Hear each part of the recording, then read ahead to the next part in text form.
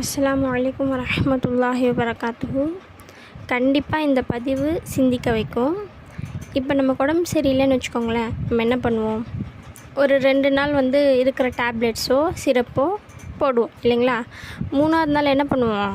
டாக்டர்கிட்ட போய் காமிச்சு மருந்து மாத்திரை வாங்குவோம். கொஞ்சம் அப்படியே யோசிச்சு பாருங்களேன். கரெக்டாக டாக்டர்கிட்ட போய் மருந்து மாத்திரை வாங்கிட்டு சரிங்களா, ஒரு டைம் தான் அந்த மருந்தை போடுவோம். டாக்டர்கிட்ட வாங்கக்கூடிய மருந்து ஒரு டைம் தான் போடுவோம். ஆனால் குழந்தைக்கோ நமக்கோ யாருக்காக இருந்தாலும் என்ன ஆகிடும்? நோய் சரியாயிடும். சரிங்களா?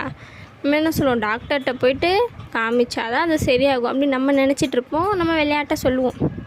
ஆனால் கொஞ்சம் நம்ம யோசித்து பார்க்கணும். நம்ம என்ன செய்யணும்? என்ன ஒரு கஷ்டம் வந்தாலும், ஆபத்து வந்தாலும், நோய் வந்தாலும் முதல்ல சதக்கா செய்யணும், தர்மம் செய்யணும்.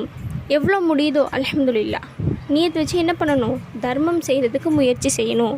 நம்ம தர்மம் செஞ்சோம் அப்படின்னா என்ன ஆகிடும்? நமக்கு வரக்கூடிய பலா முசீபத்துகள் அனைத்துமே அழிஞ்சு நமக்கு நன்மையை கொண்டு சேர்த்துரும் அந்த சதக்கா.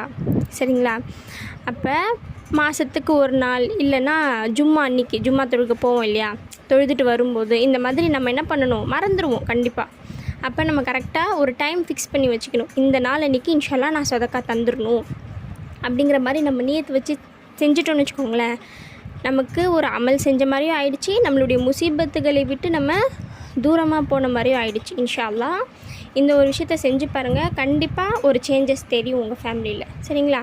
அஸ்ஸலாமு அலைக்கும் வரஹ்மத்துல்லாஹி வபரகாத்துஹு.